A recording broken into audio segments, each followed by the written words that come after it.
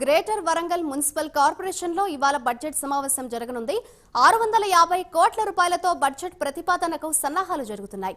అయితే బడ్జెట్ సమావేశం నిర్వహించడానికి మేయర్ గుండు సుధారానికి అర్హత లేదంటున్నారు బీఆర్ఎస్ కార్పొరేటర్లు. బడ్జెట్ సమావేశాన్ని కమిషనర్ లేదా కలెక్టర్ ఆధ్వర్యంలో జరిపించాలని వారు డిమాండ్ చేస్తున్నారు. ఈ మేరకు మున్సిపల్ కమిషనర్ కు డిప్యూటీ మేయర్ బీఆర్ఎస్ కార్పొరేటర్లు వినతి పత్రం అందజేశారు. మేయర్ పై అవిశ్వాస తీర్మానం ప్రవేశపెట్టాలని కలెక్టర్ కు బీఆర్ఎస్ కార్పొరేటర్లు వినతి పత్రం ఇచ్చారు.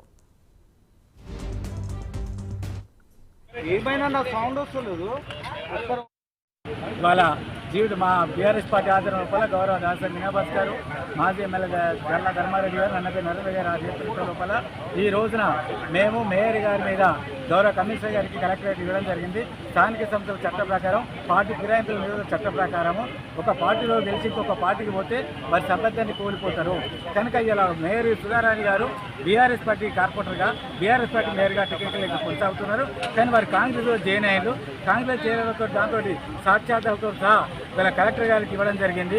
అదేవిధంగా కమిషనర్ గారికి ఇవ్వడం జరిగింది.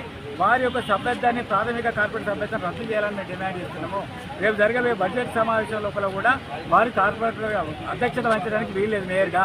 కనుక కలెక్టర్ గారి నేతృత్వంలో జరగాలి అనేది మా ప్రధానమైన డిమాండ్. ముందుగా జనరల్ సమావేశం జరిగిన తర్వాత బడ్జెట్ సమావేశం జరగాలని కూడా డిమాండ్ చేస్తున్నాం. ఇప్పుడు మాకు రేపు అంటే 20 తారీఖు రేపు కౌన్సిల్ మీటింగ్ అరేంజ్ చేయడం జరిగింది వరంగల్ మున్సిపాలిటీ ఆఫీస్లో. కౌన్సిల్ మీటింగ్ అయితే ఇప్పుడు మేము కార్పొరేటర్స్ 3 ఇయర్స్ అవుతుంది. 3 ఇయర్స్ నుంచి ఒక్కసారి కూడా జనరల్ బాడీ మీటింగ్ అనేది లేదు. అసలు యాజ్ పర్ రూల్ ప్రకారం అయితే కౌన్సిల్కి ముందు రోజు లేకపోతే అంతకుముందు రోజు ఖచ్చితంగా general body. Greater Warangal municipal corporation లో ఇవాళ బడ్జెట్ సమావేశం నిర్వహించనున్నారు. ఇదే అంశంపై మరింత సమాచారాన్ని మా ప్రతినిధి తిరుపతి అందిస్తారు. తిరుపతి, చెప్పండి, గ్రేటర్ వరంగల్ మున్సిపల్ కార్పొరేషన్ లో ఇవాళ బడ్జెట్ సమావేశం జరగనుంది. దీనికి సంబంధించిన డీటెయిల్స్ ఏ విధంగా ఉన్నాయి? Madhuri, greater Warangal municipal corporation పరిధిలో ఒక టెన్షన్ వాతావరణం నెలకొంది. ఈ మున్సిపల్ కార్పొరేషన్ ఆఫీసు చుట్టూ కూడా భారీ బందోబస్తు పోలీసులను ఏర్పాటు చేశారు. ఈ రోజు greater Warangal municipal corporation budget సమావేశం జరుగుతున్నటువంటి పరిస్థితి కనబడుతుంది. సమావేశం జరుగుతున్నటువంటి నేపథ్యంలోనే పోలీసులు భారీ బందోబస్తు ఏర్పాటు చేశారు. బడ్జెట్ సమావేశం నిర్వహించడానికి మేయర్ గుండు సుధారానికి అర్హత లేదంటూ బీఆర్ఎస్ కార్పొరేటర్లంతా కూడా నిన్న కమిషనర్ కు కావచ్చు, హన్మకొండ జిల్లా కలెక్టర్ ప్రావీణ్యకు వినతి పత్రం ఇచ్చి బడ్జెట్ సమావేశాన్ని కమిషనర్ లేదా కార్పొరేషన్ సంబంధించినటువంటి కమిషనర్, కలెక్టర్ ఆధ్వర్యంలో జరిపించాలని కూడా డిమాండ్ చేసినటువంటి పరిస్థితి కనబడుతుంది.